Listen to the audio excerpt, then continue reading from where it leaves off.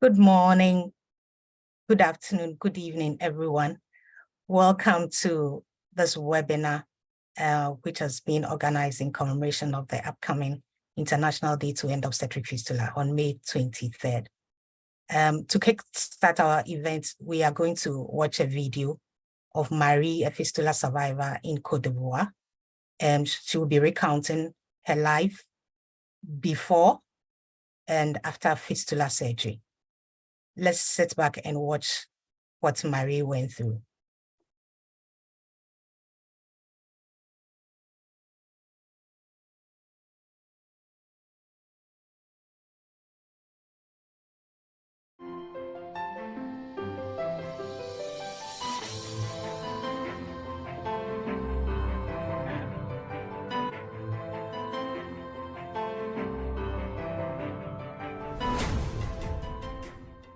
Je suis tombée malade au cours de l'accouchement. Donc, quand ils ont fait césarienne, 3 jours après, je me suis levée. J'ai vu il y a l'eau qui coule. Donc, j'ai dit à ma tante que, il y a l'eau qui coule. Hein. Elle m'a dit, ça là, ça est là avant, hein. C'est une sale maladie. Si tu as ça là, c'est à vie. En même temps, j'ai commencé à pleurer. Donc, je me suis traînée dedans jusqu'à... Et après, je suis repartie à Abidjan. Et il y a une sage-femme qui m'avait dit, il y a ONG qui fait l'opération, c'est gratuit, il ne prend pas l'argent. J'ai dit, la sage, c'est bon, je ne fais plus. Donc, elle m'a encouragée, je suis rentrée à Bonoukou. Et maintenant, ils ont fait l'opération. Quand ils ont fait l'opération, en tout cas, ils n'ont pas pris l'argent. Donc, quand je suis partie, je ne lave plus chiffon, je ne lave plus rien. Sinon, au début, je me changeais 10 fois par jour un morceau de pain. Je me change.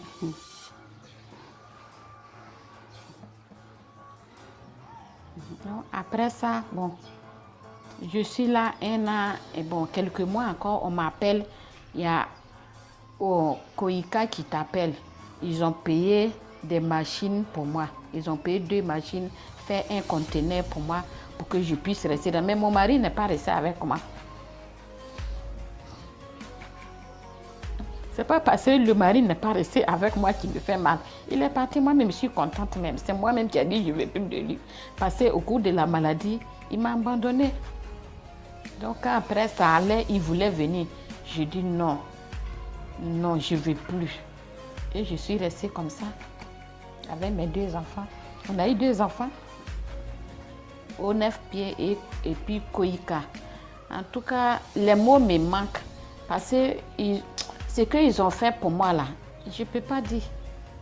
Ils ont fait des grandes choses pour passer. Moi, je ne sais pas qu'un jour, je peux gagner 5 francs même. Même des fois, c'est quelqu'un qui prépare pour moi. Les gens se sont moqués de moi. Mais aujourd'hui, par la grâce de Dieu, si j'ai besoin de quelque chose, je peux payer. Je peux payer. Je fais l'école de mes enfants. J'ai une entreprise. J'embauche des gens pour que demain aussi, eux, ils puissent en prendre en charge.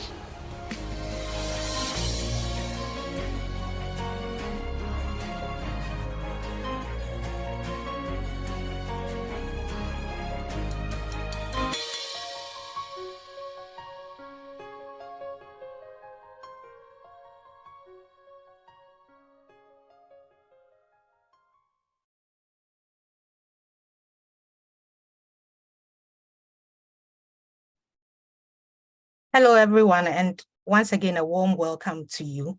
And again, good afternoon, good morning, good evening, wherever you are. It's a pleasure to have you on this webinar, which is organized by UNFP and the Campaign to End Fistula, as part of the commemoration of the upcoming International Day to End Obstetric Fistula.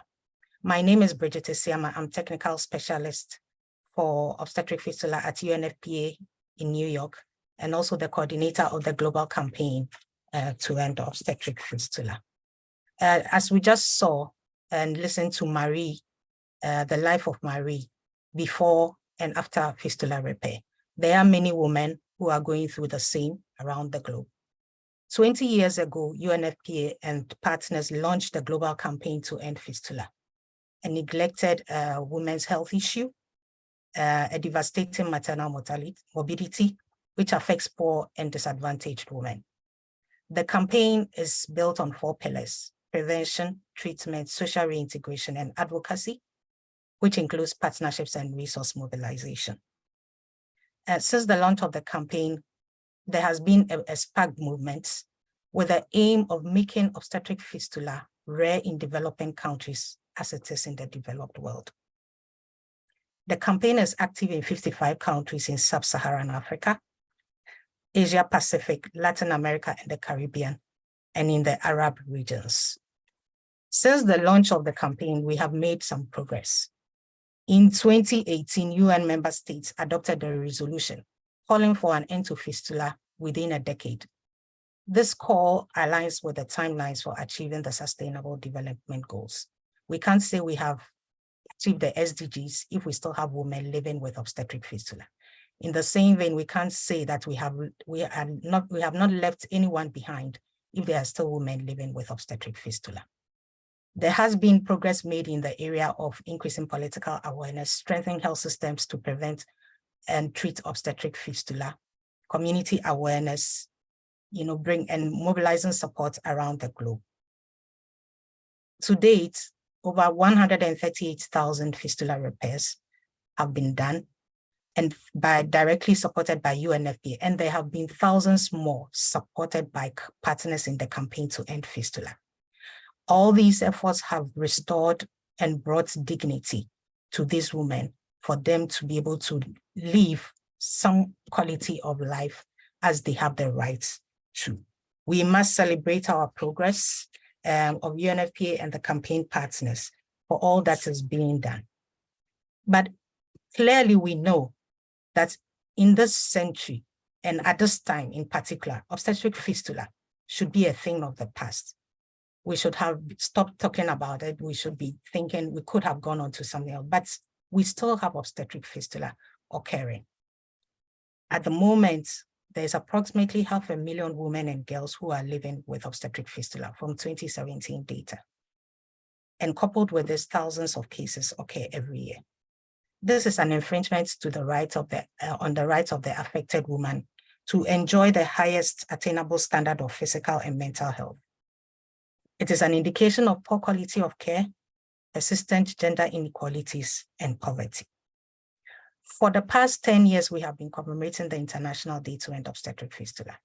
It's a day which was instituted by the UN to raise awareness, strengthen partnerships, and mobilize support around the globe to prevent situations such as we saw with Marie. The theme for the International Day this year is 20 years on, progress but not enough. Act now to end fistula by 2030.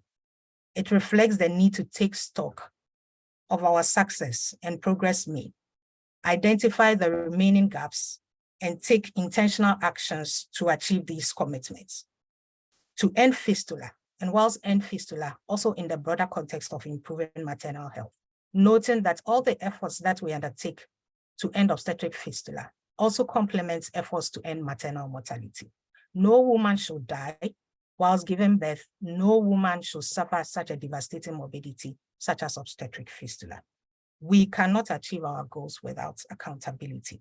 This ask is even more urgent in these times when we have the mega trends that are coming up: climate change, migration, more pressure on existing facilities, inadequate access to facilities, etc., and increasing. And we know that with these mega trends, there is also the exacerbation of poverty and gender inequality. And these are some of the root causes of obstetric fistula.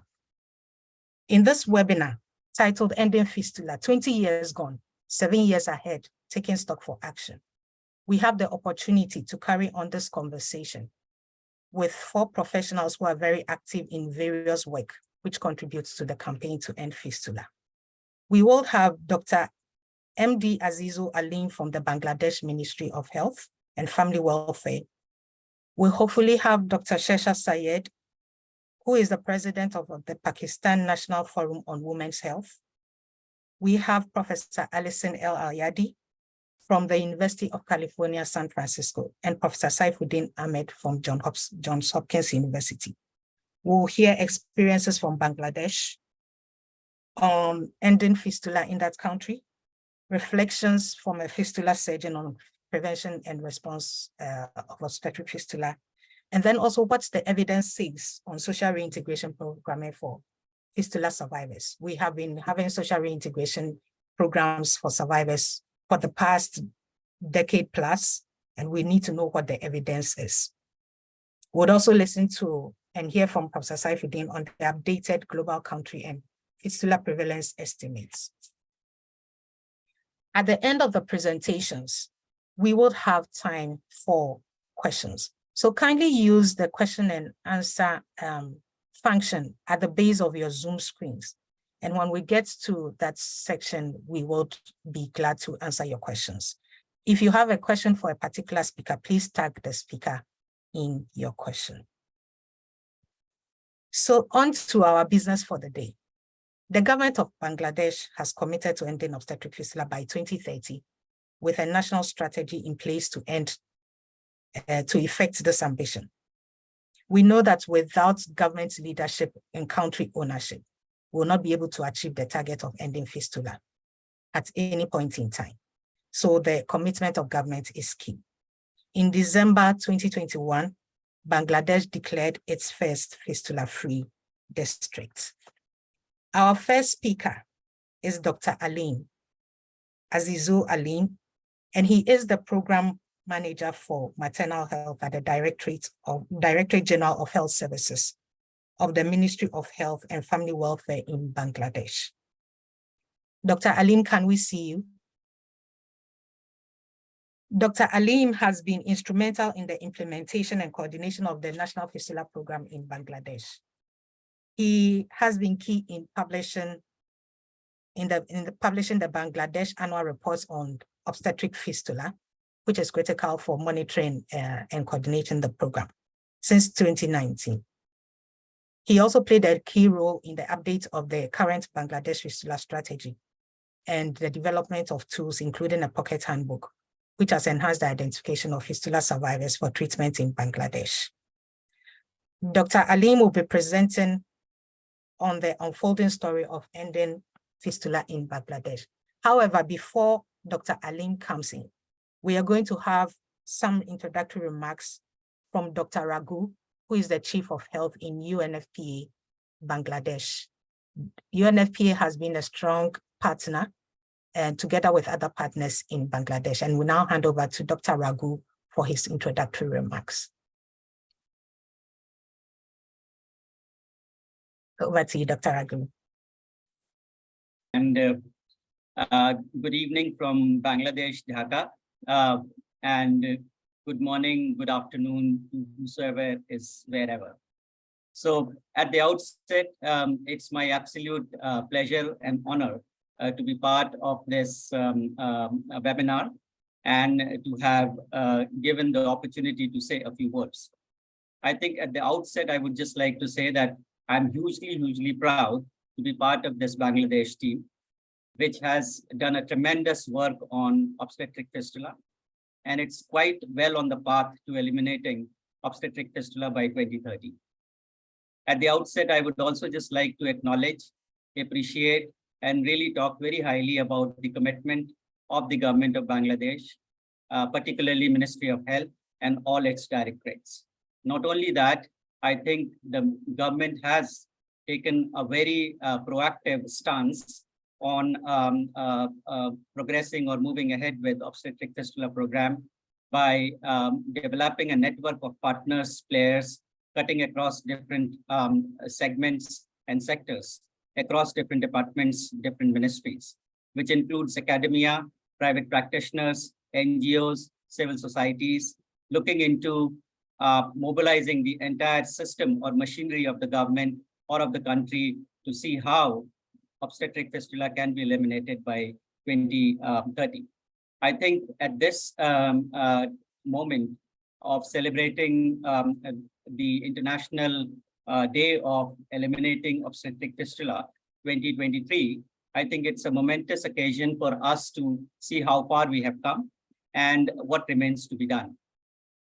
In this context, before the presentation starts, let me just take a few moments to really briefly mention about the work that has already happened in Bangladesh.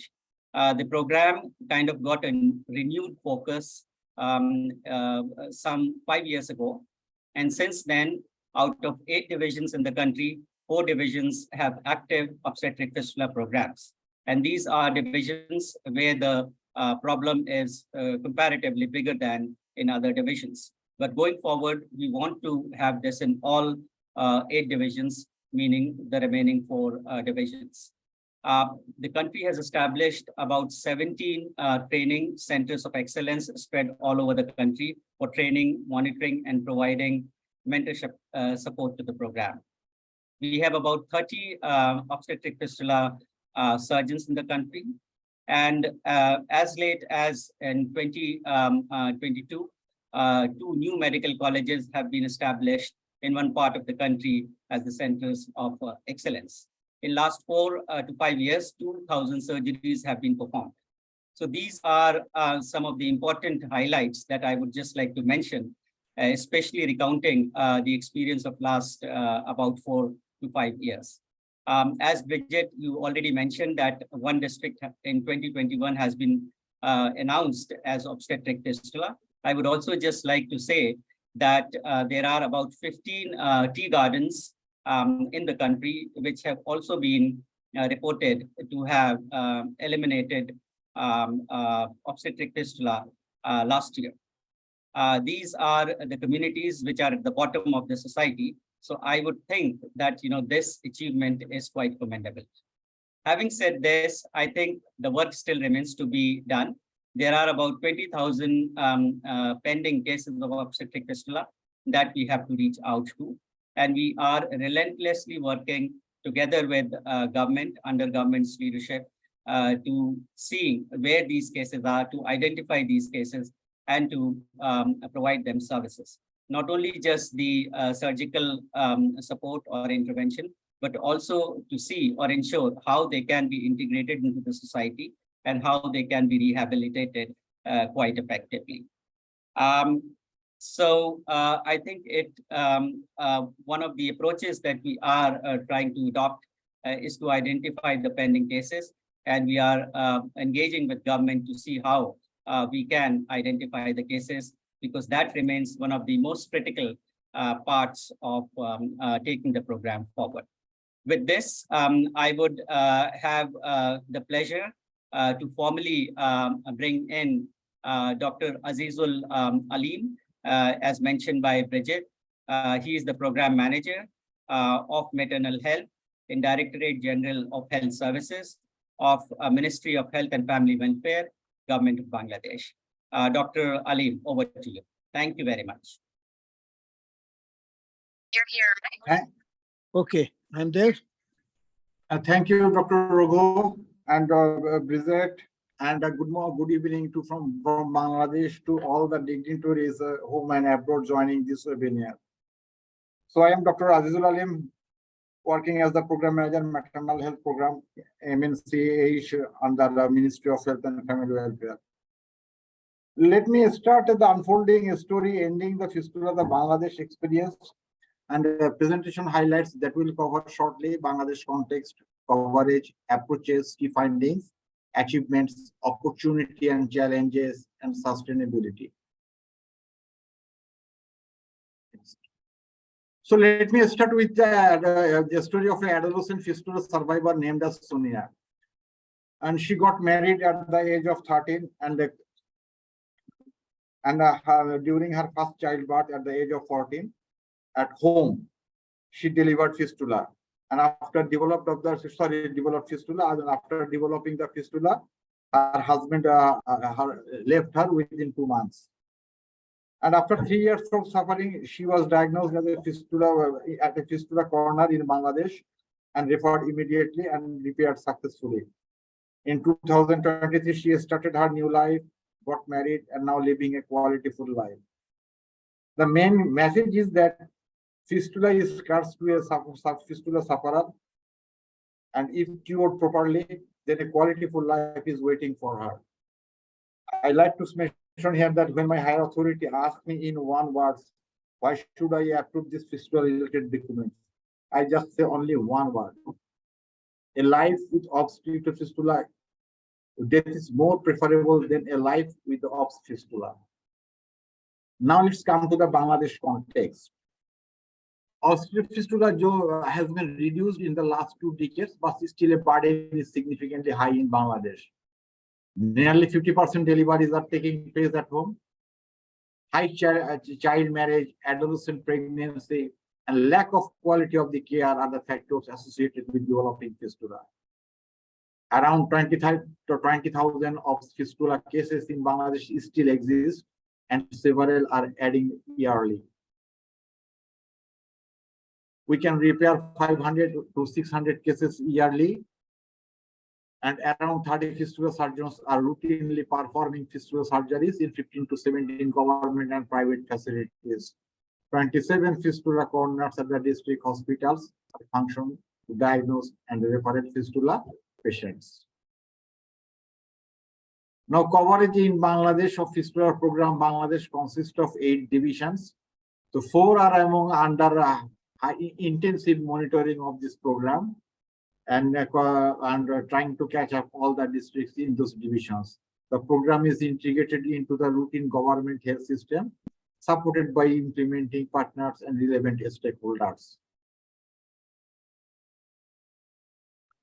So here are some tools, strategies, and tools. The first ones, we have a national strategy for obstetric fistula, then a fistula pocket books, poster on fistula prevention awareness materials.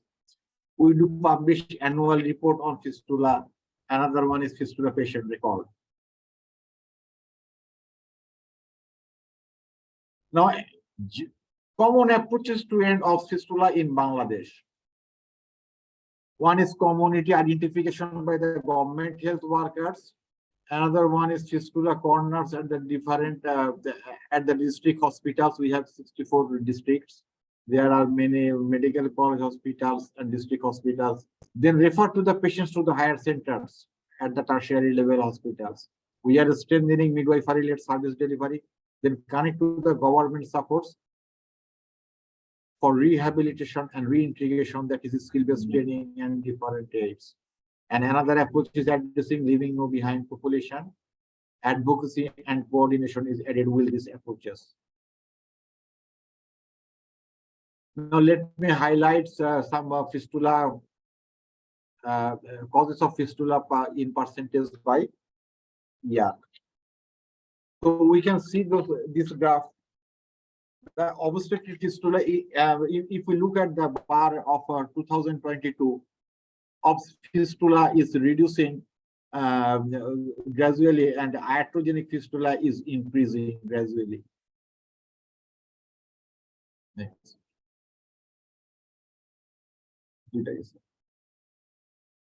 The number of fistula cases repaired and outcome by year.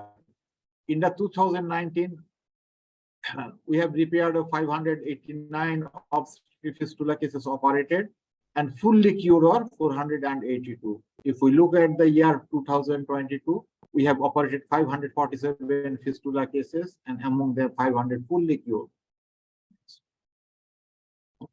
Then fistula repair and success rate in percentage by year. Definitely, though it looks like is going down when compared with year 2021, but the rate is still more than 90%. Average rehabilitation and reintegration in the past 4 years is over 82%. So what Bridget mentioned, that we have a fistula-free district named as Panchagod. That's the result of the district-based approach. This is the map of Bangladesh and districts. So we have declared this district, population over 1.1 million, and this one is the fistula-free district first.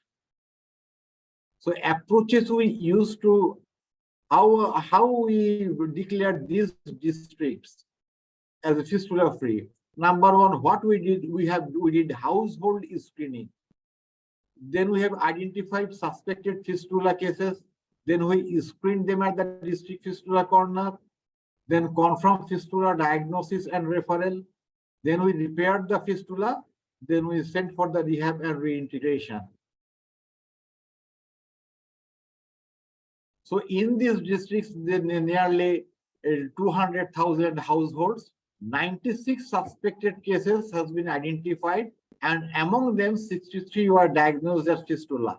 60 of them have undergone operations, and 50 of them are totally cured.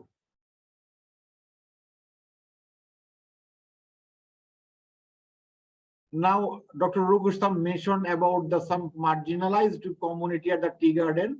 We have 15 tea gardens intensive program, and the 15 tea gardens in the select divisions are declared fistula free in the year 2022.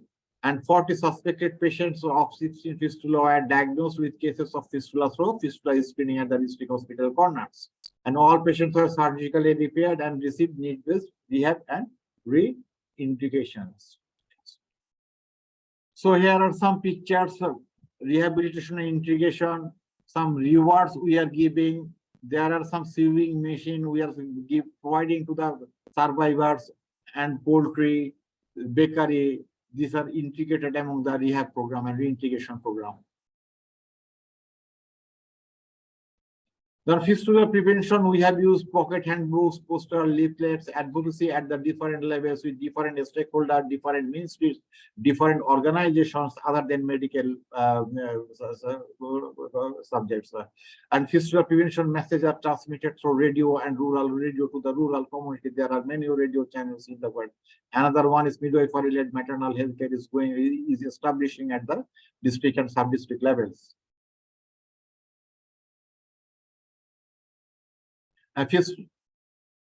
Here are some pictures on fistula screening camps, divisional level fistula meetings, reward ceremony at the health workers, and these are the national advocacy meetings. So these are the things.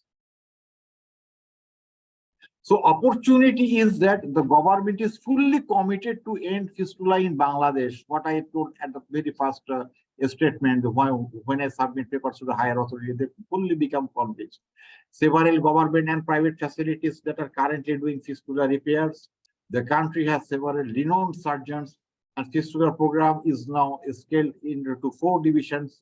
We are publishing annual reports to monitor the implementation and progress, and professional bodies are totally engaged with the subject and fistula management, and implementing partners on the ground supporting the government and other different development partners, including, of course, UNFP is committed to extend the national capacity to end fistula. Challenges are many, determining the actual burden of the obs fistula, then acceleration of fistula case identification, diagnosis, and referral, increasing the number of repair at least 3-fold then now is required, then functionalizing need-based rehab and integration support from the survivors, especially addressing the incurable fistula cases, has to be integrated with other ministries involved. Scale fistula elimination program to all 8 divisions, functional fistula to establish corners in all districts, continuous capacity building and retention of the skills of the fistula surgeon, multi-stakeholder engagement and public-private partnership is more required than mass campaign and availability of the sufficient funds. Sustainability among this strengthening midwifery-led services at the facility level, and integration of fistula activities in the 5th operational plans of the DG Health, Director General of the Health Services and Director General of the Family Planning. You know, we are going to prepare a 5 years operational plan, and we have trying to address all the loops and holes in this operational plan, and to continue efforts to end fistula in other districts based on the experience in Ponchagor. Then engaging multi-stakeholders for prevention of fistula case identification, referral, and management, and mass advocacy. So at the very end, I like to say that we believe that end of fistula is possible if we support each other, extend our hands to identify cases as immediately as possible, and make sure each of the women is reached for quality management and rehabilitation. I am very much grateful and providing thanks through this platform to many organizations. So you are watching at the logos of all the stakeholders, professional bodies, private facilities, those who are contributing to eliminate fistula from Bangladesh. Thank you all. Thank you for your kind patience and listening to me. Thank you very much. Thank you so much, Dr. Alim, and thank you so much to Dr. Raghu for sharing this presentation and what's going on in Bangladesh towards ending obstetric fistula. We applaud the successes that have been chalked to date, and we also acknowledge the challenges that you mentioned. It's really interesting and in some ways too concerning, for some of the aspect, for example, increase in iatrogenic cases that we have seen. And there are some questions in the question and answer section for you with regards to the quality of care. So when we get to the question and answer, there'll be an opportunity for us to respond to these questions. Prevention. So we know that with all these challenges that we have listened to Bangladesh, the cases keep coming and they are high in numbers. For at the moment, one woman with fistula is just one too many, and we have to prevent it. The solution is preventing the fistula from occurring, and then also ensuring that those who have the fistula get treatment and the sustenance of efforts. So it is great to see the sustaining, the plans for sustainability in Bangladesh. Also important, in many countries, there is an unmet need for treatment. So like I mentioned, emphasizing that fistula prevention is key. We need to close the tap, which is bringing in fistula cases, like a colleague would always say. And now for our next speaker, who is Dr. Shesha Saeed. Dr. Shesha Saeed is a renowned Pakistani obstetrician gynecologist and a fistula surgeon. He is best known for his work in maternal health and for advocating for the rights of women and children in Pakistan. In his work, he has collaborated with UNFPA and UNICEF to prevent violence against women. Realizing that maternal morbidities such as fistula cannot be decreased without the provision of quality care to pregnant women, Dr. Shesha has facilitated the establishment of a number of midwifery schools in different parts of Pakistan. In 2022, he received the prestigious Pakistani HUM-TV award for being a beacon of hope and bringing relief to thousands of women with gynecological and obstetric-related conditions in Pakistan, including many women and girls with obstetric fistula. Dr. Shesha is the immediate past president of the International Society of Obstetric Fistula Surgeons, ISOFS, and he's also the current president of the Pakistan National Forum on Women's Health. In our next presentation, Dr. Shesha shares his thoughts and reflections on preventing and responding to obstetric fistula. Dr. Shesha, it's a pleasure to have you and to see you. The floor is now yours. Dr. Shesha, please unmute yourself. Okay, can you hear me now? Yes, we can. Thank you. Thank you very much, and thank you and Rosa for dealing with problems with Zoom. Thank you. So thank you everyone who are attending this meeting on International Fistula Day. And I'm very thankful to UNFPA to providing me this chance to talk about 20 years on progress, but not enough, and act now to end fistula by 2030. So before I will talk about our past and future, I would like to talk something about the fistula patient which we are having. Next, please. Next slide, please. Yeah. So where these fistula patients are coming, look at our ambulance system. These women are coming from the donkey cart, camel cart, and these women are coming down from the mountains with the help of this makeshift stretchers. And these women are living in the far-flung villages and the mountains and the city slums. And when they reach us with difficulty in labor, in pain, with the second stage of labor, and and then end up having fistula when they are waiting for their turn to be treated. Next, please. So these are the patients we are receiving. These women suffering from the fistula, passing urine all the time, just because they were not able to reach in hospital in obstructed labor. Next, please. And why is happening in underdeveloped countries? Because our women are not receiving their all human rights. They are silent. They are not empowered. They are victim of acid burning. They are victim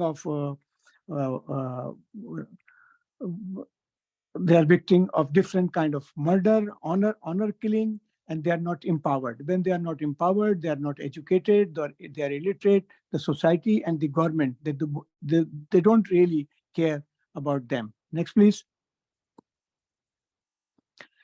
The other problem with the social status of the woman, as my friend mentioned about Bangladesh, we are having same problem, the girl-child marriage. At the age of 9, 10, 11, 12, they get married with the men with 4 times, 5 times more than their ages.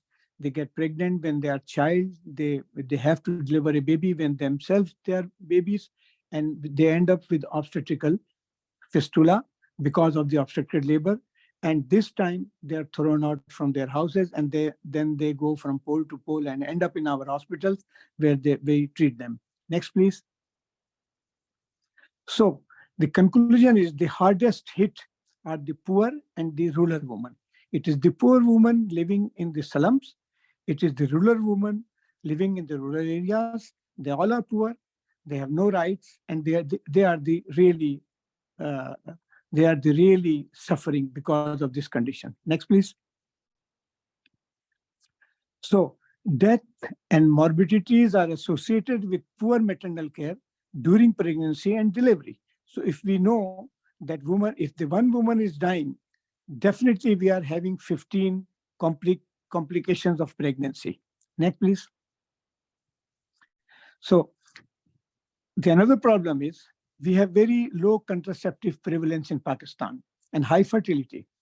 We are noticing that in last few years, we are receiving multiple women with multiple pregnancies and develop fistula in their 6, 7, 8, 9 pregnancy. And this is a new group of patients. Usually in the past, we used to receive patients in first pregnancy, after first pregnancy. But now we are having these women, and this is the total failure of family planning in our country.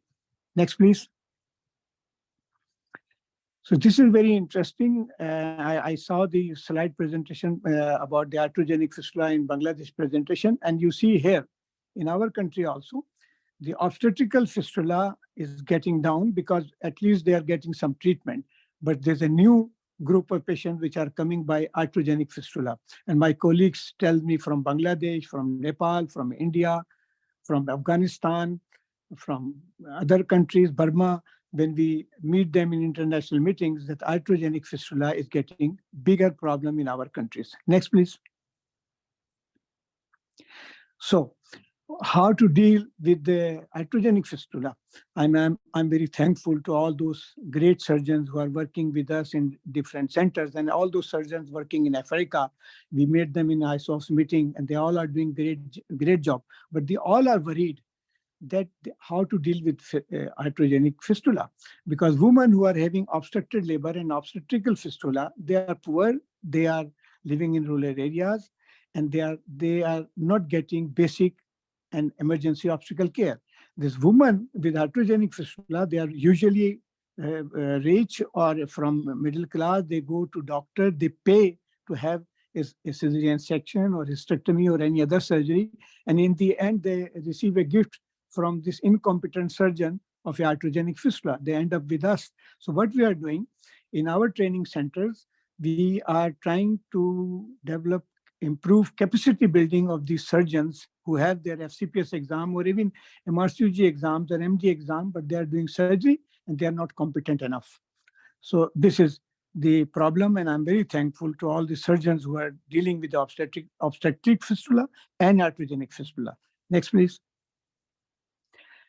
So then the other thing we do a lot of outreach surgical camps. These are the cities and provinces where do annually more than 15 to 20 outreach surgical camps where we go and repair fistula, do hysterectomies, and teach young surgeons how to do hysterectomy and how to prevent iatrogenic fistula, which is not acceptable in any civilized country. Next, please.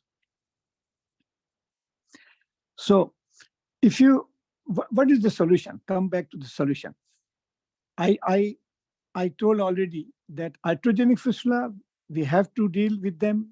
We talk to College of Physician Surgeon, we talk to the vice chancellors of the universities, we talk to the big professors working in teaching colleges, training these girls and boys to become surgeons, but there is something wrong in their training that they are producing iatrogenic fistula. Now the obstetrical fistula. We strongly believe after the 20 years of experience that obstetrical fistula cannot be stopped unless we close the factories of fistula. The factories of fistula are in rural areas, in mountainous areas, and the slums of the cities. So for that, we have to have good nursing and midwifery care. So in Pakistan, we have about, just an example, that we have about 156 School of Nursing and 128 School of Midwifery. Unfortunately, all these schools are not having resource material in our national languages, and there is no trained faculty to train them and teach them. Next, please. And this is very interesting. Because of this bad mechanism and absence of obstetrical care, basic obstetrical care and emergency obstetrical care, we are having maternal mortality rate of 260. It's the government figure, and I think it's more than that. And we are losing more than 20,000 women per year because of the maternal death. And we have more than 400,000 women suffering with complications of pregnancy, including fistula and other many things. So what is this? This is because unavailability of the basic and emergency obstetrical care. There are 3 delays. We all know what is 3 delays. From the home to way and the hospital, there are delay transferring the woman to the hospital. When they reach in district general hospital, taluka hospital, they don't receive any treatment. And this is the problem which is occurring. Now, the cultural and tradition, this is another problem. Most of our population is illiterate. Our women are illiterate. They are under control of their mother-in-laws, and they are not ready to take them to the hospital on time. Now, talking about the misplaced priority, this is another big problem as far as the government is concerned. Unfortunately, not like Bangladesh government, where government is committed to fistula. Our government is not really committed to fistula because the investment is going in a different direction. Like we have planned for the liver transplant, heart-lung transplant, neonatal heart-lung transplant, big machines like robotic surgery. All these things are available in big government hospital, but the basic, very basic obstetrical care is not available to the village woman. Basic obstetrical care is not available in the city slum. And when these women come to the hospital by donkey cart and other kind of transportation, they don't receive immediate attention. And that's the reason they develop obstetrical fistula. Next, please. So how to deal with this? If you just look at this slide, Somalia has 1.1 midwife out of on 10,000 women. And in Norway, they have 319 midwives on 10,000 women. In Pakistan, we have 5.5 midwives on 10,000 women. And if you see the result of the Nordic countries like Norway and other countries, you see they have 0 fistula. Why they have 0 fistula? Because majority of the women are looked after by midwife-run maternity homes. We, in our setup, running 6 centers who are led by the midwives. Our midwives are great. They do a lot of normal delivery. Our section rate is very low in these centers. And section rate is very high in government centers and private hospital. And definitely we are not producing any fistula. And I think all over the world, people will stop producing fistula if they trust on midwife. Next, please. So midwives play a crucial role in the prevention of obstetrical fistula by improving a woman's chances of healthy pregnancy and safe birth. At the same time, they provide family planning services. Next, please. So these are the midwives we are talking about. They are young girls. They are coming to our midwifery school. They become competent, confident, skilled midwife, and we depend on them. And I think in all underdeveloped countries, if they produce midwife in good number, they will get a lot of benefit out of it. Next, please, just see what they are doing. Next, please. So this is the flood-affected woman in recent floods in Pakistan. Next, please. And these women are working in these flood relief camps. They are doing normal deliveries. They are taking patients from this camp to the hospital where they can have cesarean section. They are providing emergency obstetrical care and basic obstetrical care, and they're also providing family planning services here. Next, please. Next, please. So these are the regional fistula centers in Pakistan, which we are running. And in all regional centers, we are trying to develop some system of training of midwives. And we are pushing government, pushing very hard. And I'm a bit upset with my obstetrician colleague in Pakistan who are not really in favor of total control of midwife. But I think we cannot achieve a fistula-free world without midwife, and we have to do that. Next, please. So if we can ensure safe delivery and safe motherhood, one day obstetric fistula will be history. But in the meantime, we make it history. We have to continue treating already existing fistula in communities, in our centers, in outreach camps. But that is not the solution. The solution lies in the training of good, skilled, competent, confident midwife who can provide basic obstetrical care, who can refer patient for the emergency obstetrical care where timely sections are done and there will be no production of fistula at all. Thank you. Thank you so much, Dr. Shesha. Thank you so much. You just hit the nail right on the head. I mean, when we look at what we need to do to end obstetric fistula, that we applaud midwives, health workers, the fistula surgeons all around the globe who are doing their best to address obstetric fistula. We know from the UN Secretary General's report that there are 3 cost-effective interventions to end obstetric fistula. The presence of trained professionals with midwifery skills at birth, high-quality emergency neonatal, high-quality emergency obstetric and neonatal care, access to modern contraception, and addressing the structural and cultural barriers that negatively impact on the well-being of women and girls. With what you have mentioned and what we know, without taking action on these, there can be no way that we can end obstetric fistula. So fistula, the persistence of fistula is indeed a violation of the rights of those women and girls who are affected. They have a right to avoid this happening altogether. But when fistula occurs, they also have the right to holistic treatment and care, as mentioned by Dr. Shesha and then Dr. Alim and Dr. Raku.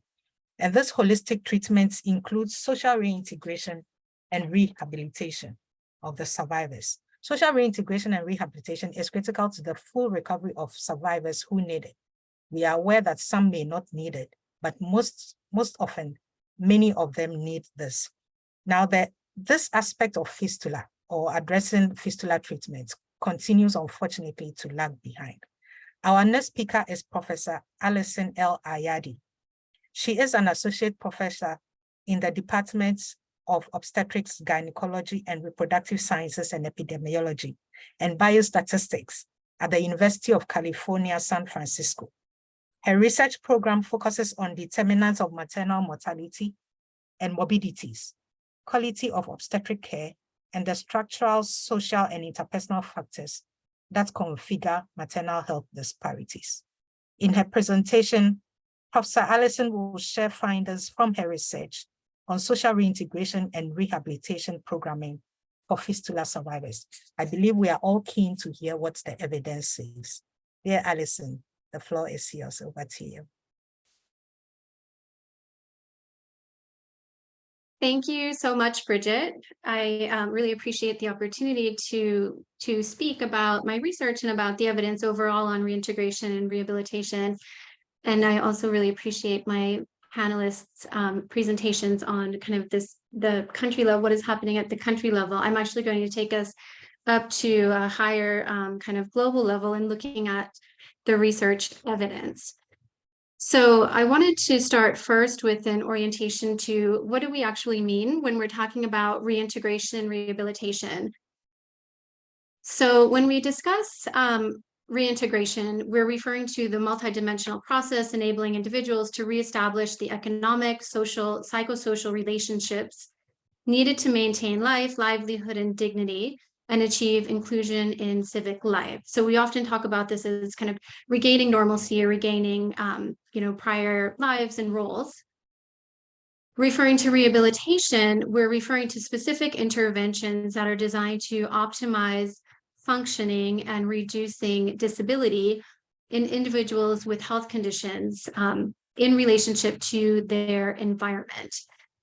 So across different conditions, these domains can include a variety of specific services. In fistula, we're often looking at things like psychosocial counseling, physiotherapy, business skills or vocational training, specific adjunct clinical services to surgery.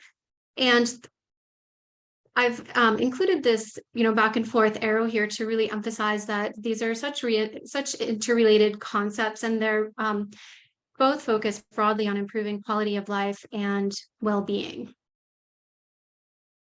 So I think a lot of people attending this already have this background, but just want to acknowledge the substantial global achievements that have been made in prevention and treatment of fistula due to targeted international and national efforts, including expansion of fistula care through training of teams, scaling up equipment, supplementing surgical costs, along with community outreach and mobilization.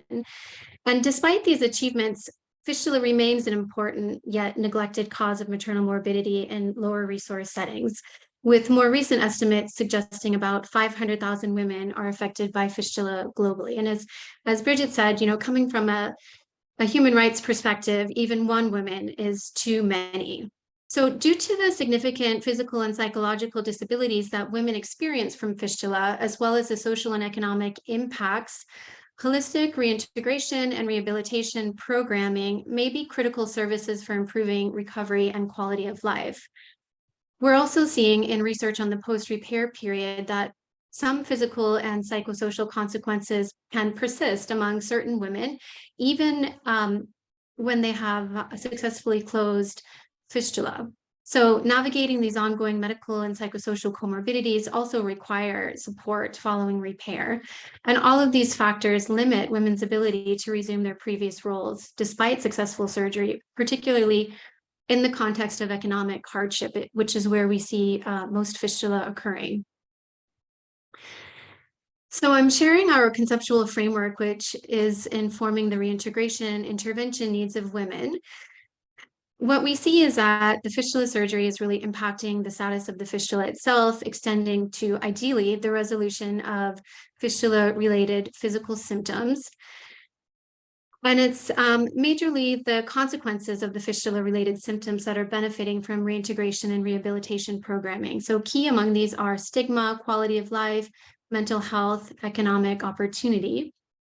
Our conceptual framework acknowledges that a woman's fistula development, fistula experience, and her recovery experiences are all influenced by individual and community socioeconomic status, health knowledge, quality of health systems, and structural and political factors. So the international fistula community generally acknowledges that reintegration assistance is an important adjunct to surgery within holistic fistula care models. And global recommendations are increasingly promoting efforts to improve women's recovery and quality of life through expanding fistula care to include these strategies. Rehabilitation and social reintegration is one of the 4 pillars of fistula care from the campaign to End Fistula. and it is incorporated within the resolution adopted by the UN General Assembly. Reintegration and rehabilitation has been also an important component of other international actors working to expand fistula care. And like I said previously, these are really, largely framed using a human rights orientation and they focus on enabling women to live healthy, dignified, and economically independent lives.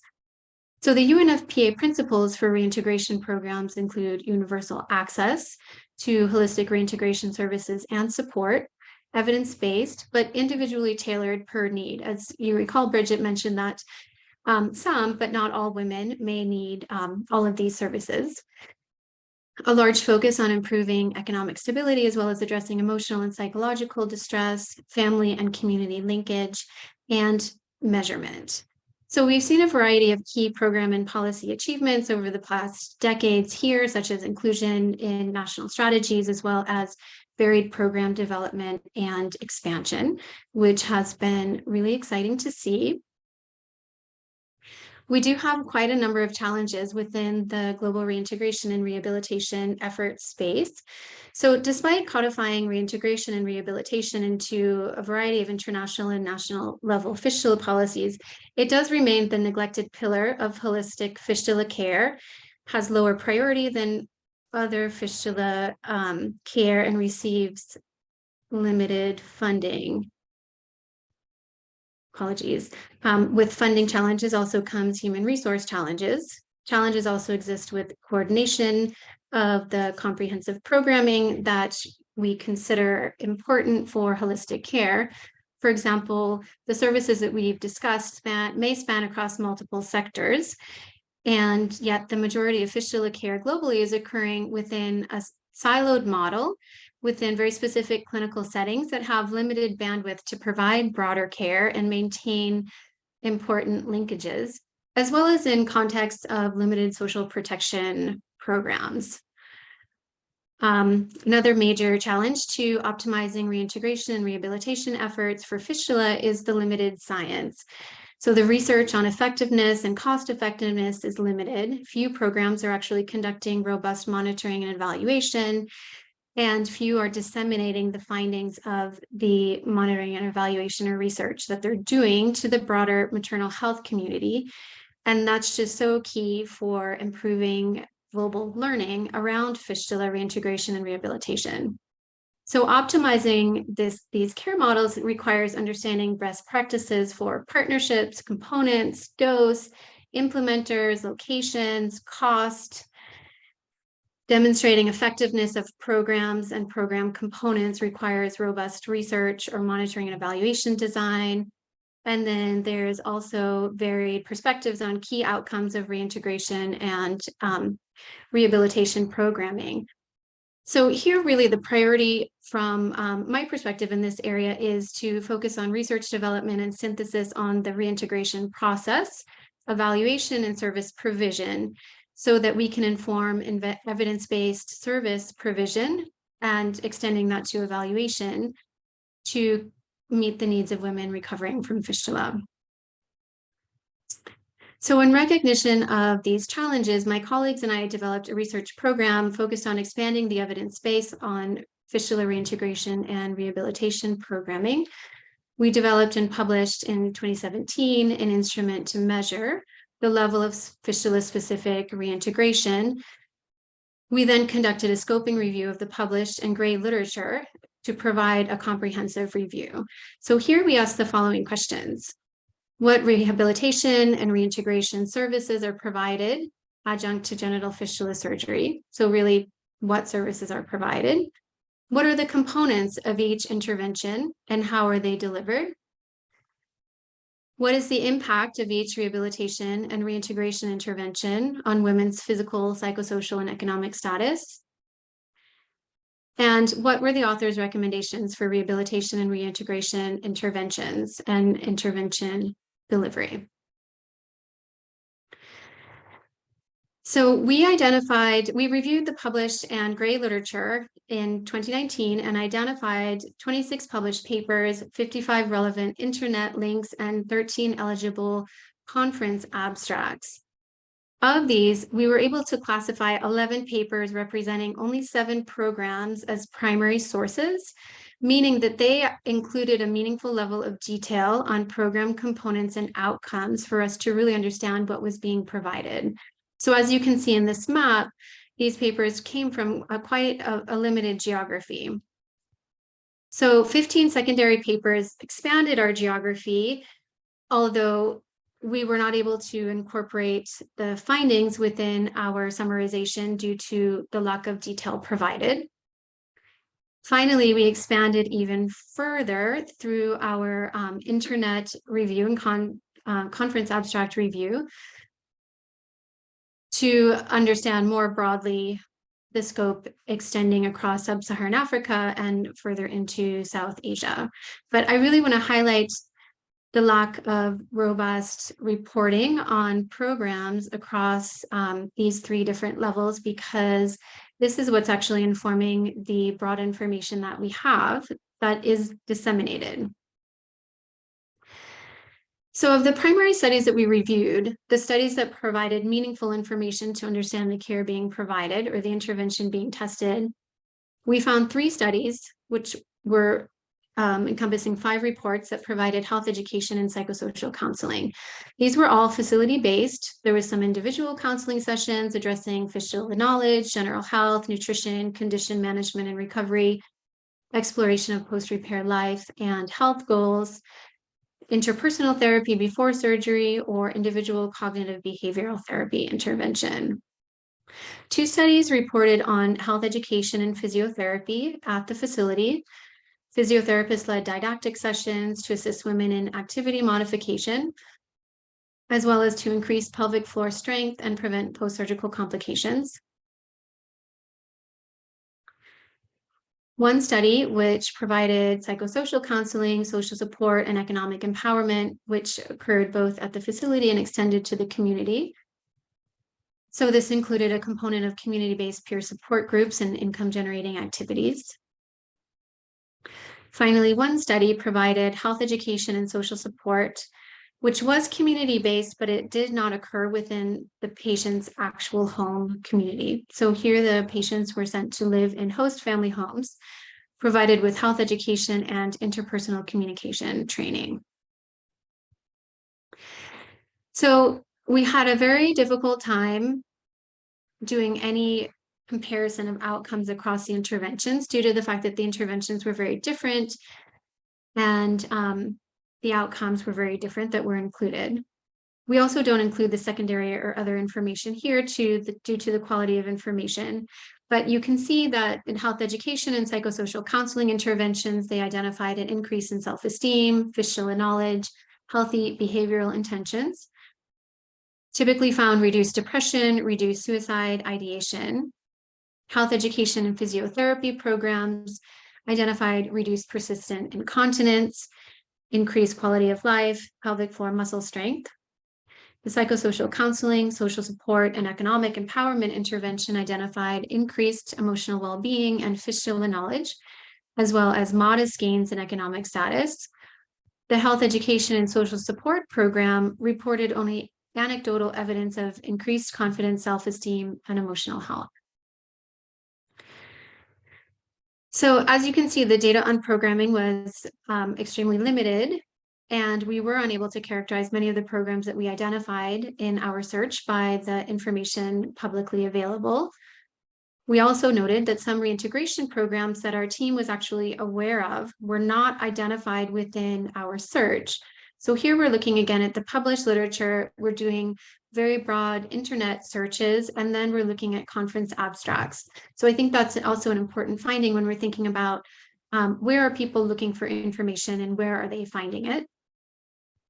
So overall, we had this limited reporting of existing interventions, largely from sub-Saharan Africa, and seeking to address post-repair needs through health education, counseling, physical rehabilitation, and economic empowerment. There was, despite the recommendation around holistic approaches, no program actually modeled the holistic approach that was recommended. There was a lack of an explicit theory of change, The programs were largely facility-based with limited linkages across sectors, which meant that intervention dose was small, limited to the participants' time at the facility around the time of fistula care. However, they were suggestive of positive outcomes. In terms of the science, we really saw a lack of robust study and evaluation design. For example, most studies included no controls. There was also limited follow-up, which is really important when we're thinking about the broader domains that we're trying to influence within reintegration and rehabilitation programs, and how long we anticipate it actually might take to result in a change. So the key recommendations from our research including improved research design, such as controlled assessment of multi-component interventions, which also are acknowledging the multi-level and multi-domain nature of reintegration, incorporating strategies for long-term follow-up, as well as integrating community and family linkages, an explicit focus on how to optimally provide care using efficient models, covering the necessary domains, and then consistently focusing on outcomes, having some standardized measurement, which both for kind of meaning as well as ability to compare across programs and compare across assessment periods. So finally, I just want to highlight a few ongoing efforts that are also contributing to the evidence on reintegration and rehabilitation, such as the annual fistula repair survey, which has one question, reintegration being raised recently at the last International Society of Obstetric Fistula Surgeons conference as a prominent area of interest, the Momentum Safe Surgery, Community of Practice, as well as other publications, and highlight some new research that my team is pursuing in conjunction with Mafrinia Research Center and supported by key stakeholders, including UNFPA. We're conducting a mixed method study to really characterize the global landscape of reintegration and rehabilitation programming through an online quantitative survey. And then we're planning to do some in-depth interviews to provide more nuanced understanding of programming, program facilitators, and barriers using an implementation science framework. We hope to disseminate the survey to fistula clinical and social service programs within the next month. And we hope that data from this research will help global health providers, health administrators, and policymakers understand the availability of fistula reintegration support programming, gaps in care, as well as inform resource reallocation priorities. So if you are a fistula reintegration and rehabilitation care provider, we hope that you will consider participating so that your important work will be counted. And I'm happy to discuss this more. Please feel free to reach out to me. Finally, the overall kind of high-level priorities that we see around reintegration and rehabilitation within the research and evaluation sector, exploring the breadth and depth of reintegration services available, measuring effectiveness and cost effectiveness using high-quality study designs. From the program perspective, improving the development using evidence and delivery of holistic, patient-centered and evidence-based care, and also focusing on robust evaluation and collaboration. From the policy perspective, prioritizing funding to support women across the full fistula care continuum, including social reintegration, and cross-sector collaboration, really strengthening connection and engagement around shared goals, bypassing the traditional silos that some of us have been operating in, ensuring the timely dissemination, sharing of reintegration-related evidence, and collaborating around improving evidence, including our responses to evidence needs and prioritization. Thank you very much. Thank you very much, Professor Salas, and thank you so much for sharing this information on the evidence related to social reintegration programming for fistula survivors. We look forward to the findings of the ongoing research on the fistula reintegration landscape analysis. And as the evidence clearly shows, there's so much that fistula survivors go through and the needs for their reintegration to be holistic, for them to be able to have their dignity back and to lead a quality of life that they deserve. I note also in the priorities that you mentioned that there's a need for governments to prioritize funding for social reintegration. This is key because this is an aspect. This is one of the many limitations that has affected this aspect of treatment of fistula survivors. And also with that, there's currently the need to look inwards, in country. Of course, we're looking external as well, to also harness some resources from existing structures in country to be able to support this aspect. We need, as has been mentioned by Professor Allison, there is not much data, there's limited data on programming for social reintegration. We need to monitor and evaluate our programs and make available this information. In our next presentation, we are going to hear about the fistula prevalence estimates for global level and then country level. Obtaining robust and comprehensive data on fistula remains a challenge, particularly given the invisibility of survivors, inadequate data systems, and generation of fistula-related data. There has been some progress, I must say, improving the availability of data. To date, at least 17 countries have integrated fistula data into their health management information systems, surveillance and public health management systems as well. And then we also have the Global Fistula Map, which is managed by campaign partner Direct Relief in partnership with UNFPA and Fistula Foundations. In many countries, however, the burden of obstetric fistula is not known. And this information is needed for planning, programming, and to inform our progress. Our next speaker is Professor Saifuddin Ahmed. Professor Ahmed is a professor with the Department of Population, Family, and Reproductive Health, and with a joint faculty appointment in the Department of Biostatistics at Johns Hopkins University here in USA. He is also a trained physician. He has conducted reproductive and maternal health research in many low and middle income countries.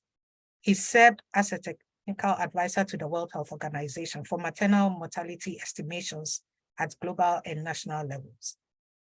His research interests are improving maternal health and estimations of maternal mortality and morbidity, and reproductive health behavior.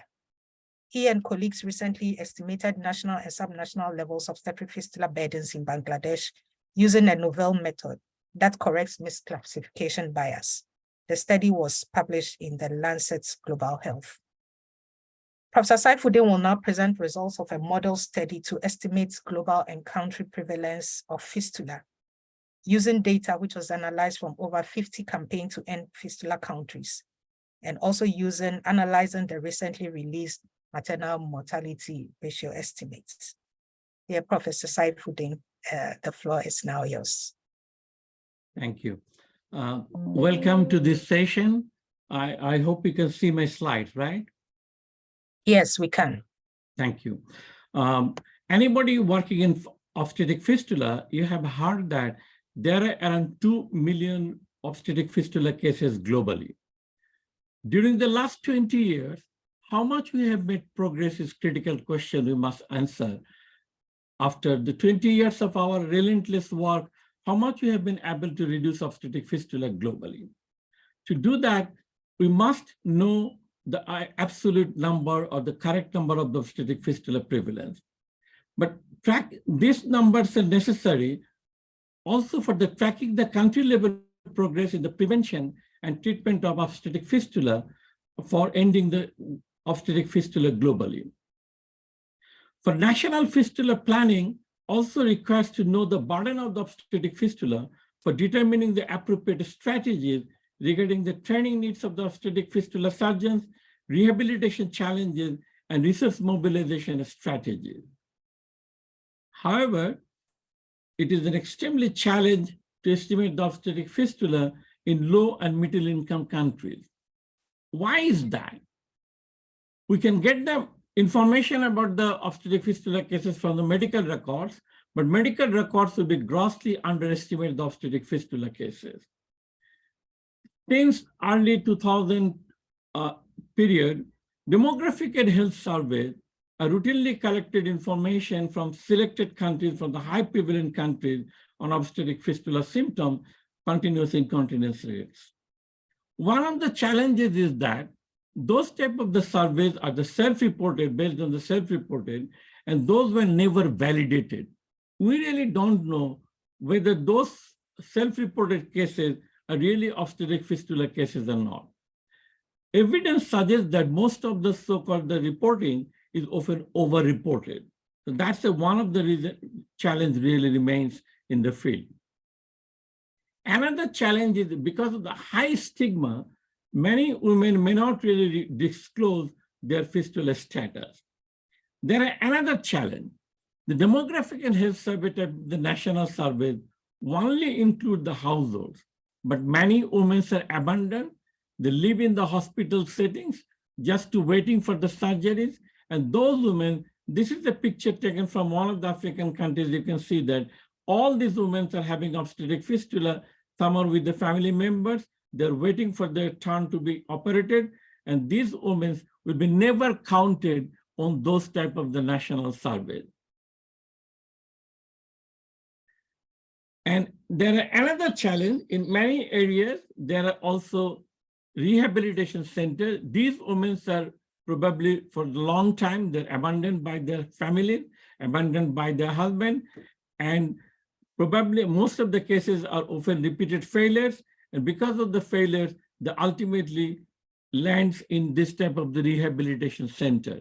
This is a picture taken in Nigeria. You can see there are so many women residing in this type of the rehabilitation center. These women are never counted in the national level surveys because these are not really treated as a normal household. Another challenge is that demographic and health surveys usually collects the data from 15 to 49 years of ages of women.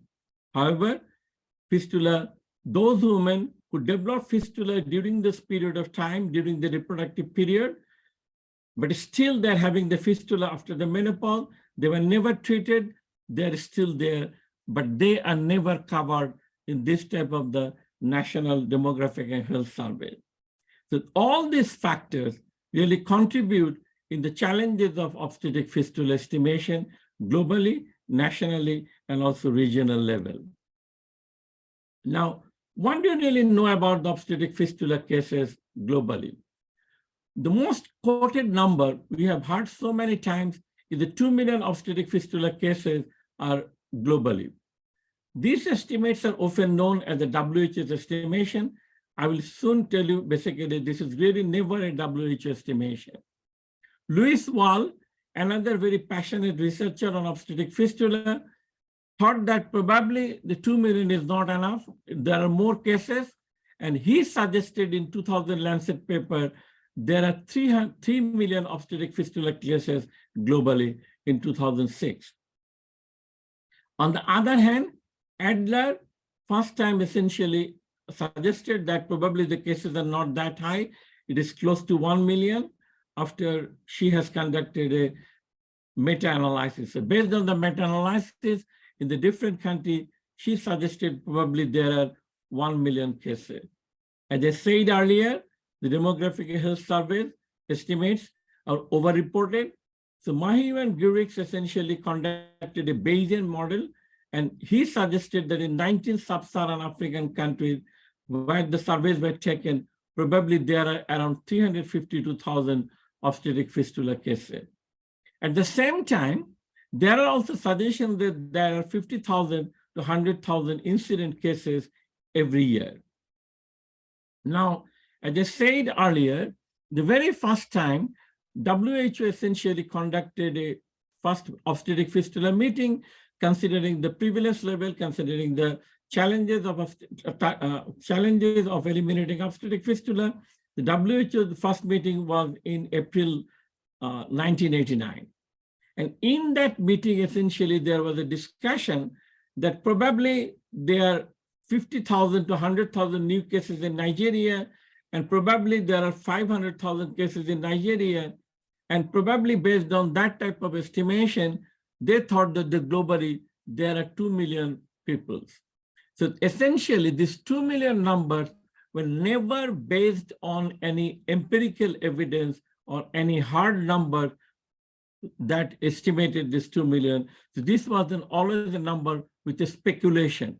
So there were speculations that there are 2 million obstetric fistula cases. So what we have done? So what we have done, we have taken essentially the 27 demographic health survey in 22 countries. And we also look at the Bangladesh maternal mortality healthcare survey in 2016. This is probably the largest ever survey taken to estimate the obstetric fistula with validation. And then based on this information, we calculated the reported symptoms of the obstetric fistula during the lifetime. And sometimes, often obstetric fistula are reported in the demographic health survey and not related to the pregnancy. So we have corrected those type of the self-reported symptom, whether those obstetric fistula occurred or reported obstetric fistula occurred after a difficult labor within a short period of time. Some say that she developed obstetric fistula, say for an example, after 3 months, after 4 months, and we recognize that those are probably not obstetric fistula. And based after that, we have based on the reporting of the successful care, those cases were eliminated, and based on those type of the numbers, we have calculated the current rate of the obstetric fistula symptoms. So these are the final reported current reporting numbers of the obstetric fistula cases in the 22 countries. And then we have applied a statistical model to estimate the current prevalence of the obstetric fistula symptoms in 55 priority countries. And after that, this is a predicted reported reporting of the obstetric fistula cases. And after that, using the information from the 2 large validation studies in Bangladesh and Ethiopia, we have corrected those type of the self-reporting errors, and we have come up with a so-called the unbiased estimation of the obstetric fistula in 55 countries. Now, how do you really fit that type of the model? What we have really taken, the fistula is a function of maternal mortality ratio, skilled birth attendance, and general fertility rate. Our assumptions is that the higher maternal mortality ratio in the countries where the maternal mortality ratios are higher, probably the obstetric fistula prevalence will be also higher. Where skilled attendance at the birth will be higher, it is likely the obstetric fistula will be lower, and where there are more fertility, more birth rate, means the more exposure to the birth and more exposure to the risk. So that was essentially our model, that the maternal mortality, skilled birth attendance, and general fertility rates are proxy for or an indirect measurement also for an obstetric fistula. And we can model that based on the so-called the reported obstetric fistula prevalence. However, most of these countries really do not have any so-called the very valid maternal mortality estimation coming from the country. These estimates are primarily coming from the WHO, or sometimes we call it MMEIG, Maternal Mortality Estimation Group, and they estimate the maternal mortality ratio based on a model, and that model also takes into account the skilled birth attendance and general fertility rate, and also basically the GDP. So that's one of the reasons, and because there were very few number of the cases, we simply taken the obstetric fistula is a proportional to the maternal mortality ratio in each of these countries. Now, if you take the demographic health survey, this is the report from this 22 countries over the reports of the 27 surveys. You can see that the reporting is around 3.15 per thousand. So roughly around basically 315 per 100,000 women. And in many of these countries, you can see that in Guinea, in many of these countries, this is even basically up to 6 per thousand, 11 per thousand, 15 per thousand, 8 per thousand in Sierra Leone. And we consider that these numbers are probably much more higher than likely to be the true obstetric fistula cases.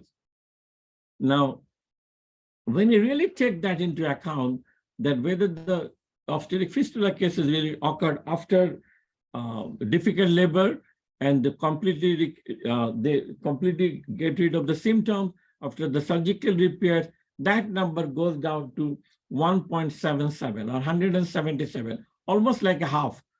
177 per 100,000 women or 1.77 per 1,000 women. Now, a large study in Bangladesh was conducted that has conducted a validation on around 58,000 women.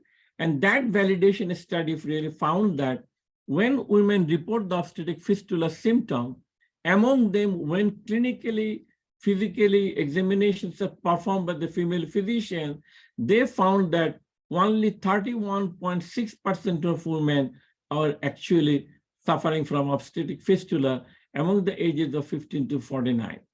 When we looked into the women around the 50 to 64, that number goes a little bit higher to 37.8%, the reporting of the obstetric fistula occurring. So in a different way, when some women report the obstetric fistula cases, and among them, only around 32% are true obstetric fistula cases in evidence from Bangladesh, very large study. A similar study was done in Ethiopia, and that study was based on around 20,000 women. And among those 20,000 women, 35 women were diagnosed as possible cases of obstetric fistula. And when the clinical examination was done, out of the 35, only 13 were found to be obstetric fistula cases. So in summary, the true fistula cases that need surgery are about 1/3 of the self-reported cases.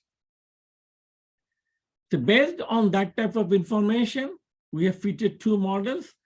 One model, we really applied the Bangladesh study, because Bangladesh study was done on a very large population sample, and essentially it was done very rigorously, and subsequently a validation, it was also applied to the national level estimate. So we have applied this Bangladesh estimation of the validation to all the countries. We call it the predictive probability, PP values, predictive positive values, and the negative predictive values. And in the second model, we use the validation data from Ethiopia. We applied it to the sub-Saharan African countries.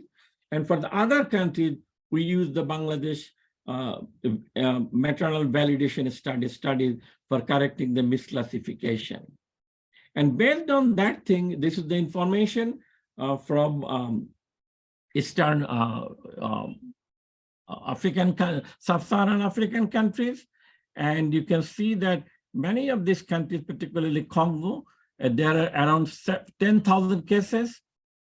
If we apply the method number 1, apply the Bangladesh estimate.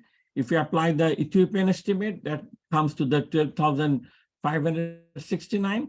And if we take all the women of 15 to 64, that comes to almost like a 14,500 women. And in CR countries, there are other countries, you can see that country level estimation from each of these areas. This is in another, this is, you can see that, let me see. Yeah. This is for an example, if you look at the Ethiopia is around, we estimated around 16,000 cases. If you apply the Ethiopia's own estimation, it basically increased to almost like 19,000 cases. And if we take all women 15 to 64, it is around 22,000 women. And Ethiopia is probably the highest density in this region. And then this is in the Southern Africa region, and you can see that distribution and many of the selected countries.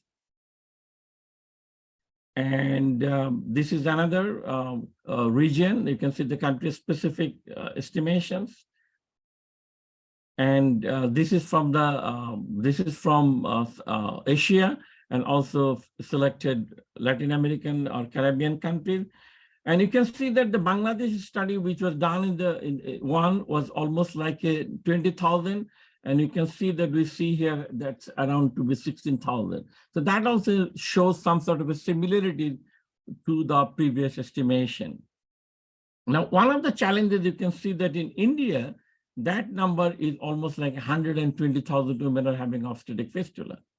But you also recognize that India has a population of around 1.4 million population, whereas the whole sub-Saharan African countries has 1.18 billion population. So India has a 1.4 billion population, and sub-Saharan Africa has a 1.18 billion population. So India population, total population, is far larger than even all of the countries in the sub-Saharan African countries. In Pakistan, it is almost like a 20,000. We estimated that around 20,000 women having obstetric fistula between the ages of 15 to 49. If you take all ages, it will be around 24,000 women in Pakistan. So this is the global estimation. You can see the sub-Saharan African countries has almost like a 169,000 to 200. Sub-Saharan African countries is around 200,000 to 232,000. In Southern Asian countries, another very prevalent countries, these are around 170,000 to around 200,000 women are having obstetric fistula cases. And globally, we estimated that among the ages of women 15 to 49, there are around 360,000 to 385,000, depending on the method. And in case of the 15 to 64, there are around 24,000 to 457,000 women are having obstetric fistula globally. So you can see that we expect that we thought that around 75% of obstetric fistula has reduced over the last 20 to 30 years. So in summary, we provide a model-based estimation of the prevalence of obstetric fistula in 55 UNFPA countries, target countries.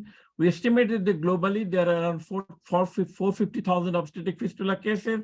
The estimations utilize the empirical data on the self-reported symptoms of the VVF and the RVF, nationally representative survey, and then corrected for the misreporting or the misclassification. We hope that the result will help the countries to develop appropriate health planning and the strategies toward the UN global goal of ending obstetric fistula within a decade. But at the same time, I also think that you can consider the 450,000 is a small number. It is really not the small number. If you have heard about the Bangladesh presentation, there are around 20,000 cases there. Now, and you have also heard that every year there are around 500 to 600 surgeries that perform. That means that to eliminate or to complete the surgeries among those 20,000 women, it will take 33 years to 40 years to complete. And as you can imagine, many of these women will die before they could undergo any sort of a surgery. And that number is even, there is no more obstetric fistula cases from now on.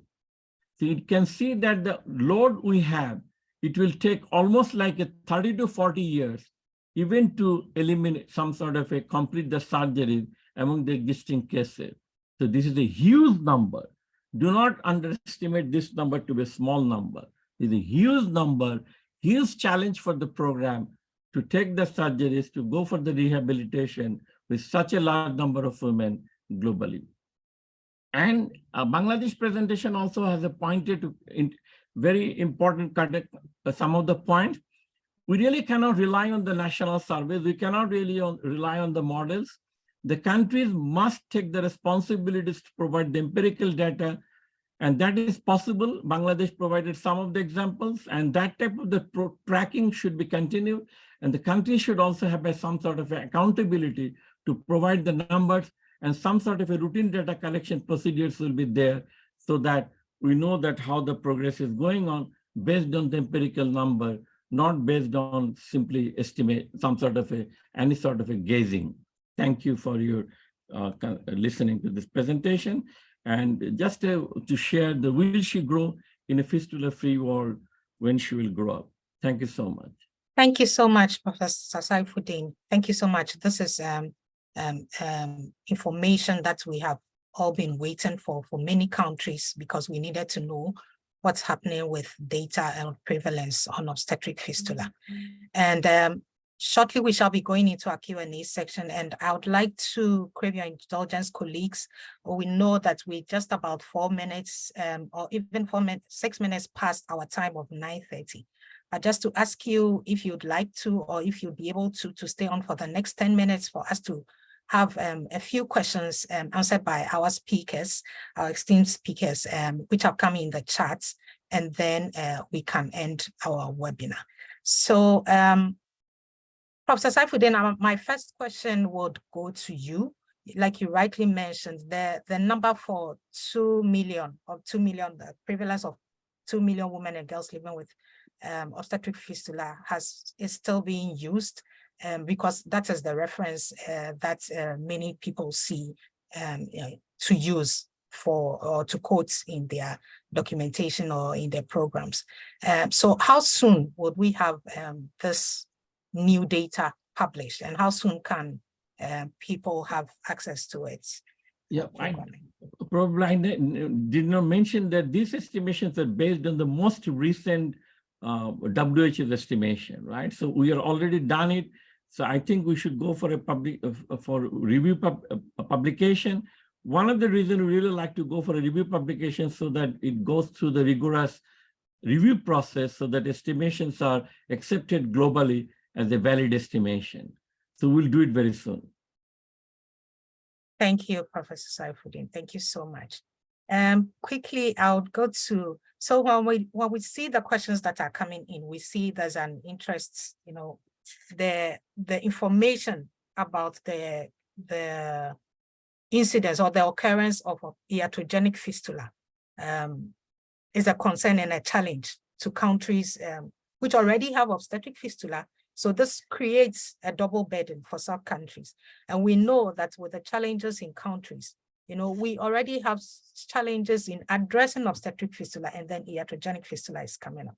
We are also encouraging and making efforts to ensure that women have access to quality healthcare in health systems, and we encourage them to go to the facility.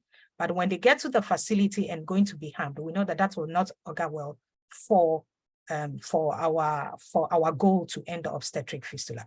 And also we know that what women who either, if the woman is suffering from obstetric fistula or from iatrogenic fistula, what she suffers, physical, social, economical, are similar.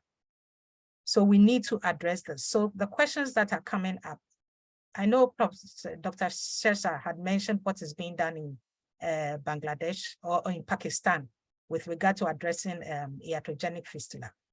Would also like to know what is happening in Bangladesh. How is Bangladesh also addressing the issue of iatrogenic fistula, and also why the success rates in fistula repair reduced from 93.3 to 91.4 in Bangladesh for the years 2021 and 2022. So over to you, Dr. Alim or Dr. Raghu. Thank you very much. So let me start from your last question, the reduction of success rate and operation of the number of operated cases of fistula. That's due to COVID and post-COVID effects in many hospitals of the country. And another one is you mentioned that because regarding the iatrogenic fistula, how we are facing the challenges. So many of the presenters mentioned that the institutional delivery and quality of care are the main key factors to reduce the number of fistula. So quality of antenatal care at the facility level following institutional delivery is the major challenge in Bangladesh. As we mentioned that nearly 50% deliveries are occurring at home. So in recent years, we have also introduced the midwifery-led services delivery and strengthened since 2016. So midwives are now playing a great role at the district and sub-district facility level for maternal health care services. If there is quality antenatal care, there is more counseling, there is more, there will be more institutional delivery by skilled providers. So the chances of reduction of to develop the obstetrics will be more. Moreover, we are also encouraged by the safe surgery at the divisional and district level. Safe surgery workshops are held with the doctors and safe surgery checklist is introduced. So our main concern is quality of care, and we are focusing on that to reduce the burden and prevent the occurrence of fistula due to surgical procedure. Thank you. Thank you very much. Thank you very much, Dr. Aline. Is there anything you want to add, Dr. Raghu? I think he covered just a very small point on the iatrogenic fistula. I think it can just also be a reflection of the type of cases being picked up for surgeries. There is no systematic way of bringing in the cases for surgery. So maybe the year where we saw the success rates going down, it's that we had picked up a very complicated, or I would say intractable case for the surgery. So that could in a way explain, and I'm not saying that that's the definitive answer, but that may kind of explain why we are seeing the success rates slightly going down. So that was just my point on the success rates going down slightly. Thank you, Thanks. Dr. Raghu. Good to know. Thank you. Professor Allison, we thank you again for your presentation, and we know about women contributing to address obstetric fistula, the issue of obstetric fistula in terms of prevention, and then afterwards, for holistic treatment with regards to social reintegration. In some countries, fistula survivors have been taught to promote safe motherhood. They are trained as or empowered as safe motherhood ambassadors and as advocates against obstetric fistula.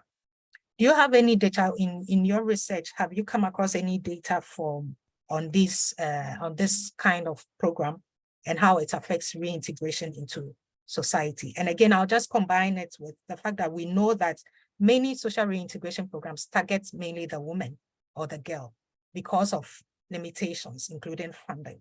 But we know communities have a part to play. So do community-based social reintegration programs exist, and how have they panned out to the success of programs? Great, thank you so much for that question.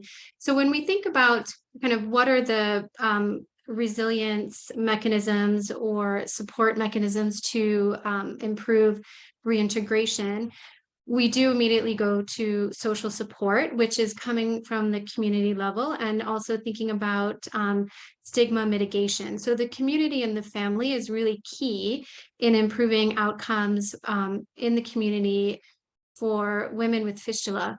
So I've seen some research on the model of the Safe Motherhood Ambassador, but not robust evaluation.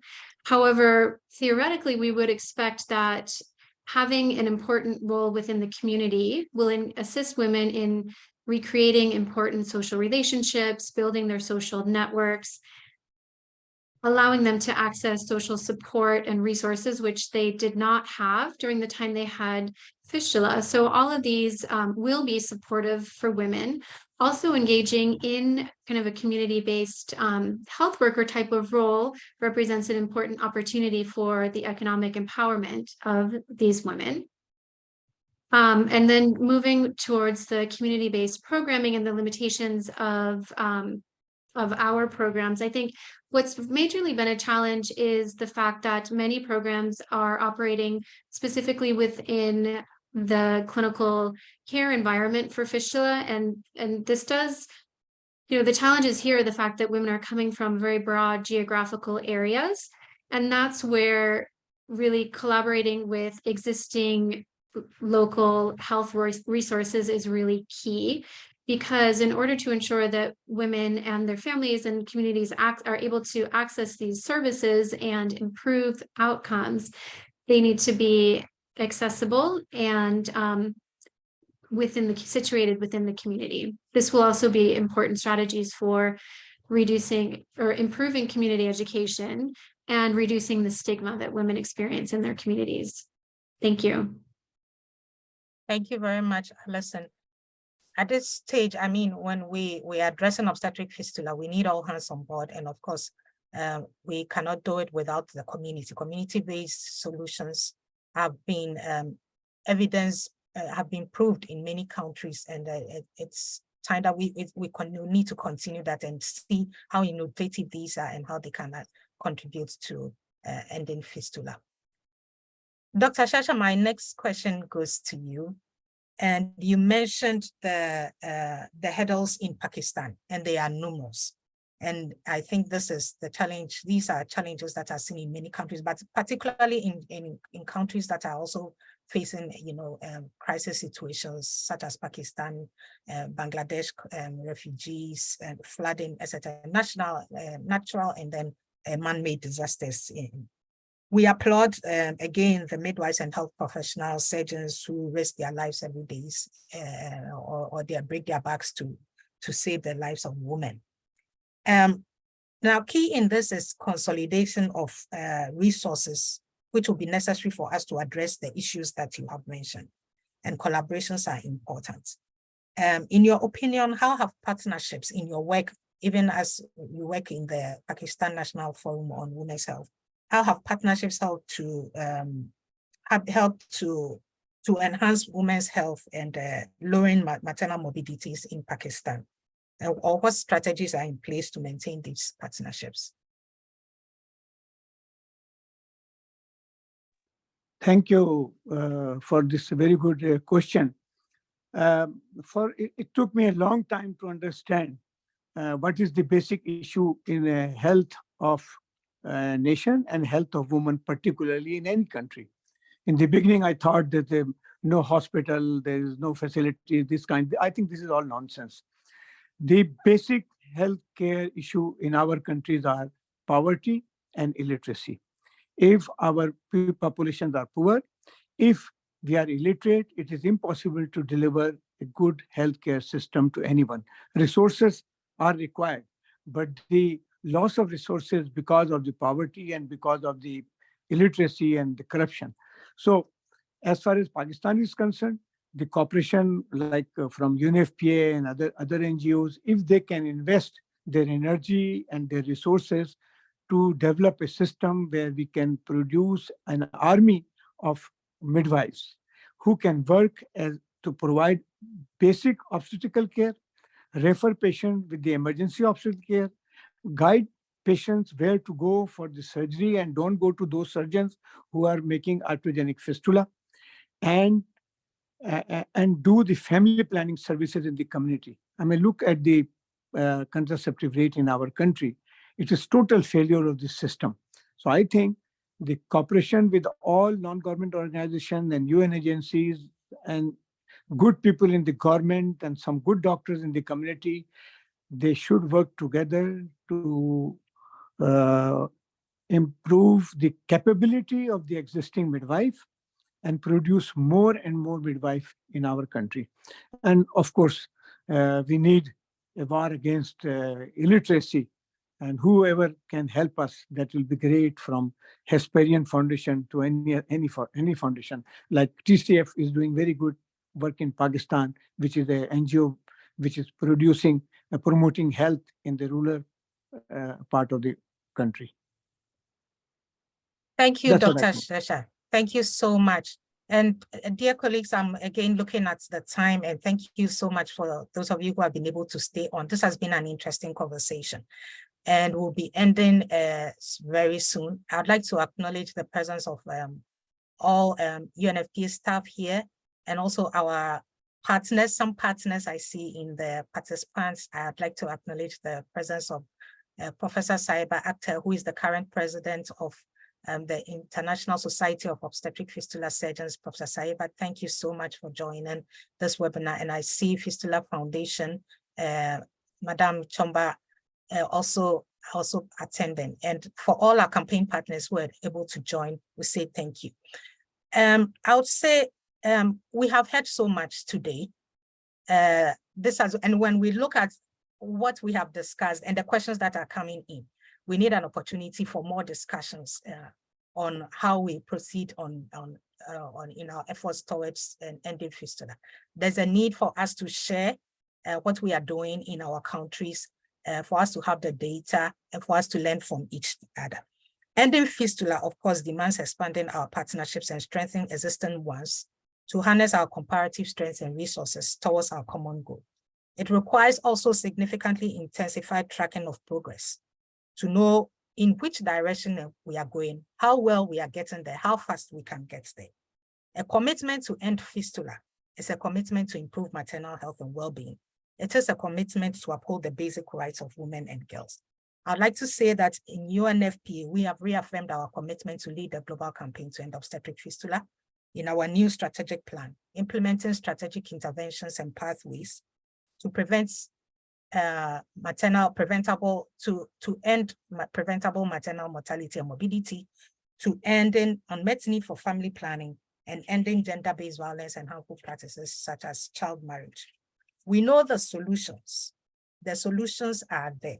When we look at the 2022 UN Secretary General's report on obstetric fistula, there are so many recommendations that we can look at and then apply it to our context to see, are we there yet?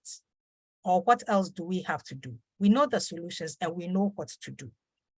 We need a multi-sectoral approach using a human rights-based and a gender transformativeness. Gender transformativeness meaning that we take intentional action to get to the roots of the problem and address the problems in our program. Let's continue to innovate in our various contexts to promote community-based solutions as we have already agreed, enhance data generation and use, monitor and share our progress. Our partnerships and accountability is more critical at this time than ever. We know the goal to end fistula by 2030 is an ambitious one. And listening with what we have heard today, it gives us a goal to work towards. It doesn't make us relent. We can work towards that ending fistula by 2030. There are resources online that we would like to share with you, and these include, I had already mentioned the UN Secretary General's report, the 2022, and there's a UN resolution on obstetric fistula as well. We have, as you can see on your screens, we have also the updated global guidance for clinical management and program development for obstetric fistula and other forms of female genital fistula, which was developed by UNFPA and the Campaign to End Fistula. This document is resource rich, and it was built on evidence and lessons learned, best practices from the past 2 decades. So please get a copy and then go through it as it informs. It can inform programs. We also have, I would also like to mention that FIGO has come out with a new fistula surgery training manual for the training of fistula surgeon for fistula surgery.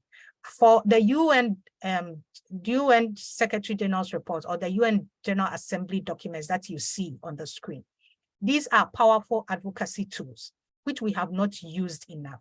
We should use it because the countries in which we work, the countries where fistula is prevalent, have all adopted these to undertake these actions to end obstetric fistula, and we can use it in our programs. We can use it in our advocacy for moving forward on obstetric fistula. I would like to thank our speakers. Thank you so much, Dr. Aline of the Ministry of Health and Family Welfare of Bangladesh. Thank you so much, Dr. Raghu from UNFPA Bangladesh Country Office. Thank you, Dr. Shesha Sayed. Thank you so much, Professor Alison L. Ayadi from the University of California, San Francisco. Thank you, Professor Saifuddin Ahmed from Johns Hopkins University, for making time for this webinar and sharing with us your insights and your research and the evidence which we need, because we cannot do without data. Thank you so much again to all participants and colleagues who stayed in for the webinar, who participated. We thank you, and also, I mean, without your presence, we would not have been able. You are all part of the success of this webinar. And I also like to thank the UNFPA staff who work behind the scenes. You are seeing my face, but there's so much that went on behind the scenes. I'd like to thank Rosa Seidler. I'd like to thank, hi Rosa, I'd like to thank Juan Abeles and also Veronique Lozano for all their support in organizing this webinar. We commend all our partners in the campaign to end obstetric fistula, health and social workers worldwide, fistula surgeons, midwives, development partners, our donors, our policymakers, program management, governments, and the media, just to mention a few of these partners. Let us unite and consolidate our resources to achieve the common goal of ending fistula as soon as possible. The theme for the International Day to End Obstetric Fistula is 20 years on, progress, but not enough. Let us act now to end obstetric fistula by 2030. I wish you fruitful commemoration of this International Day in various areas of operation. Thank you, and bye-bye. Thank you. Bye.